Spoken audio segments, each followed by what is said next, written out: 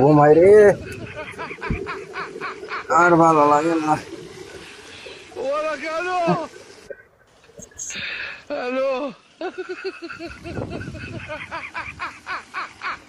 কিরে ঘুমাইস নাকি?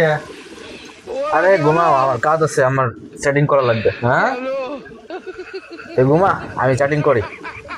ঠিক আছে, আমি ঘুমাইলাম, কোনো জানির শব্দ না হয় কয়ে দিলাম। ঠিক আছে, ঘুমা। মোবাইলের শব্দ বা অন্য কোনো শব্দ যেন না হয় কয়ে দিলাম। আমি ঘুমাইলাম কিন্তু। ঘুমা। এখন পাপ দিবা। ধরো, তুই ঘুমাইছিস নে, এবার তোর দেখাইতেছে মজা।